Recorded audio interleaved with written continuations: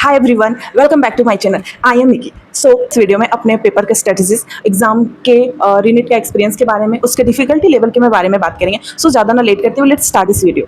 3 मई को पेपर हुआ। उसमें जो पेपर का लेवल था वो मॉडरेट टू ईजी था, बोल सकते हैं कि मॉडरेट का लेवल था। उसमें मेरे अच्छे मार्क्स बने थे, लाइक 603 मार्क्स बने थे, जिसमें मैंने पिछले वीडियो में आपको बताया है कि मेरे फिजिक्स में 93 बन रहे थे, केमिस्ट्री में मेरे 150 एंड बायो में मेरे बन रहे थे 360। आफ्टर सम डे के बाद पता चला है कि पेपर जो है मैसिव अमाउंट में लिखा हुआ है, तो रीनीट के होने के चांसेस है। कुछ दिन के बाद फाइनली ये कंफर्म होगा कि रीनीट होगा, और वो भी 21 जून को होगा। जब रीनीट कंफर्म हुआ तो समझ नहीं आया कि क्या करें, क्योंकि सेम तरीके से मेहनत करना, सेम कंसिस्टेंसी, सेम फ्लो में आना जैसे नीट 2026 में थे, उसमें आने के लिए डिफिकल्ट था, लेकिन करना तो था ही। तो सबसे पहले मैंने सोचा कि मॉक टेस्ट से स्टार्ट करते। तो मैंने जितने भी दिन थे मैंने हर दिन एक मॉक टेस्ट दिया। रीनीट के लिए मैंने सिर्फ रीनीट के लिए लगभग मैंने 50+ मॉक टेस्ट दिए थे। एंड साथ साथ रिविज़न, एनसीईआरटी पढ़ना, इससे मैंने कम्प्लीटली अपना मेरे आगे बढ़ते हुए था। उसके बाद 21 आया, मैं अपने एग्ज़ाम सेंटर में गई, जो एक गवर्नमेंट स्कूल ही था, मेरे घर से लगभग 20 किलोमीटर दूर पे था। मैं 12 के आसपास मैं पहुंची, 12:30 लग गया मुझे एग्ज़ाम हॉल में पहुंचने तक। उसके बाद मैं अंदर गई तो हाफ आवर जब हुआ, 1 के आसपास में इन्विजिलेटर ने बोला कि जो भी साइन या और भी कुछ भी चीज़ें होती है जिसमें मतलब एक्स्ट्रा जो चीज़ें हैं ओमार के अलावा, तो उस सब जो है अभी कुछ हाफ या 70% अभी कंप्लीट कर लो, ताकि एग्ज़ाम के समय में बीच बीच में डिस्टर्बेंस ना हो। तो जो भी चीज़ें थी लाइक फ़ोटो चिपकाना, फिर साइनिंग, या ये सब जो है उन्होंने समय से पहले ही कर लिया, ताकि बीच में पेपर के समय में प्रॉब्लम्स ना हो। हमारे जो इन्विजिलेटर थे बहुत ही सपोर्टिव थे। फिर 1:50 के आसपास मुझे पेपर मिले, एंड 10 लेकिन उस समय हमारे को भरना था, क्वेश्चन नहीं निकाल सकते। 2 बजे पक्का मैंने पेपर को खोला।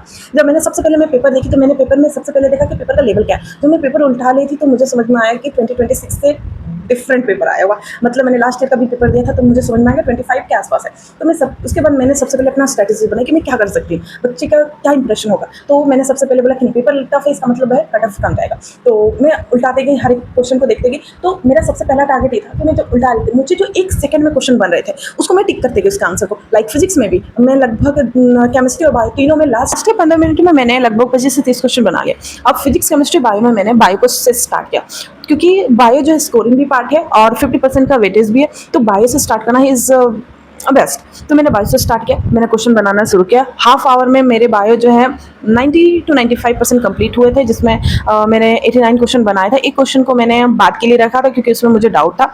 उसके बाद मैं केमिस्ट्री में गई। केमिस्ट्री में मैंने सबसे पहले जो है इजी वाला क्वेश्चन जो था उसे मैंने स्टार्ट किया, एंड जो हार्ड था उसको मैं छोड़ते गई। हाँ, जो मुझसे बन रहा था कि मुझसे बन जाएगा उसे मैं गोला करके छोड़ दे रही थी। फिर मैंने जब केमिस्ट्री का मैं बनाते गई ईजी, फिर बाद में मैं दोबारा जो मुझसे बनने वाला था, मेरा केमिस्ट्री कंप्लीट हुआ, जो दोबारा बनने वाला था उस पर मैं उसके बाद जो हार्ड क्वेश्चन था उसमें कुछ फिजिकल केमिस्ट्री के भी क्वेश्चन थे, उसे मैंने बनाया। लाइक 1 आवर 30 मिनट तक मेरे पूरे कंप्लीट केमिस्ट्री खत्म हो चुके थे, जो कि मेरे 43 क्वेश्चन मैंने बनाया था। अब मेरा टाइम मेरे पास बचा था सिर्फ और सिर्फ 1 आवर 45 मिनट, जिसमें मुझे ओमार प्लस फिजिक्स दोनों बनाना था।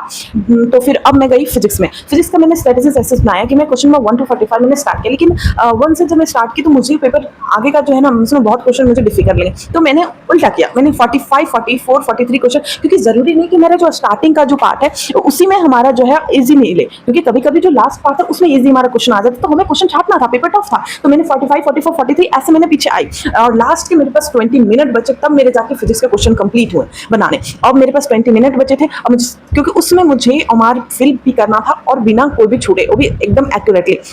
तो मैं लगे ओमार बनाने, मेरे हाथ बहुत ही ज़्यादा हिल रहे थे, क्योंकि मुझे डर भी लग रहा था कि क्या मैंने 20 मिनट में कंप्लीटली बना पाऊंगी, वो सारा का सारा ओमार फिल करूंगी। तो मैंने ओमार जो है ऐसा नहीं किया कि मैं पहले बायो फिर केमिस्ट्री फिजिक्स, नहीं, सबसे बड़ी गलती हो जाएगी। अगर तुम्हारा सारा का सारा पेपर बन चुका है, लाइक पूरा मेरा बायो कंप्लीट हो चुका था हाफ आवर में, मेरे पूरे केमिस्ट्री 1 आवर 30 मिनट तक जाते जाते मेरे केमिस्ट्री बन चुके थे, एंड फिजिक्स में मैंने जितने भी समय थे खाली का खाली फिजिक्स में दिया, सिर्फ लास्ट 20 मिनट को छोड़ के। एंड अब मैं ओमार में क्या करूँ, मैंने क्वेश्चन नंबर 1 से स्टार्ट किया। जैसे कि मैंने क्वेश्चन नंबर 2 बनाया, तो मैं क्वेश्चन नंबर 2 पे मैं अपने हाथ रखती थी, और उसके आंसर देख करके मैं आंसर को फिलअप करती थी ऐसे, ताकि मेरे जो गलत ना हो, क्योंकि मेरे पास टाइम भी 20 मिनट था और मुझे एक्यूरेटली फिल भी करना था। अगर ओमार गलती हो गया तो तुम्हारा कोई मार्क्स नहीं बनेगा भाई, भले तुम सही क्यों ना पेपर में टिक किया, अगर ओमार गलत की तुम्हारा वहीं पे प्रॉब्लम, और अगर ओमार ऊपर नीचे हो गया तो वो भी सबसे बड़ा आगे जाके प्रॉब्लम्स हो जाएगा, क्योंकि तुम्हें मार्क्स ही नहीं मिलेगा। तो क्या फायदा, तुम अगर पेपर में अगर क्वेश्चन अपना मार्क्स बना रहे हो और ओमार में तुम गलती करके आ रहे हो, तो एक बहुत बड़ी जीत की बात तो नहीं होगी ना। तुम ही देखो, जितना इंपॉर्टेंट हमारा क्वेश्चन बनाना है उतना ही इंपॉर्टेंट हमारा ओमार फिल्म भी बहुत इंपॉर्टेंट है।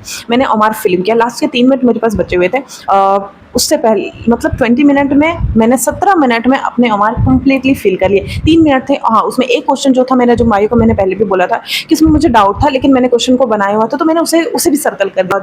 जब टाइम हो गया 5:15, फिर इन्विजिलेटर ने कॉपी ले लिया। फिर कुछ समय के बाद जब हम लोग बाहर निकले, पेरेंट्स मिले, तो उन्होंने पूछा कि पेपर कैसा था। तो एज अ स्टूडेंट मैं उसमें ये नहीं बता सकती थी कि डिफिकल्टी लेवल कितने हाई थे, कितने क्या थे, क्या एक्सपेक्टेड हो सकते हैं। हाँ मुझे पता है कि मैंने 160 प्लस क्वेश्चन स्कोर किया, लेकिन कितने नेगेटिव और क्या होगा वो तो उसमें नहीं पता था। तो मैंने बोला अच्छा ठीक ही था। एंड फिर मैं घर आई, मैंने बहुत सारे वीडियोस देखे। फिर मैं एल के और PW के से मिलाया, तो मेरे मार्क्स जो 524 ही बन रहे थे।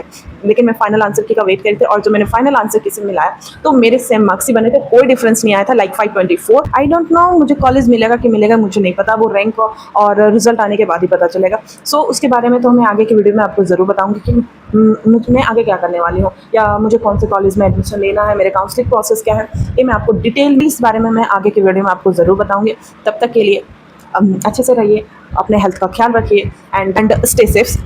Bye bye.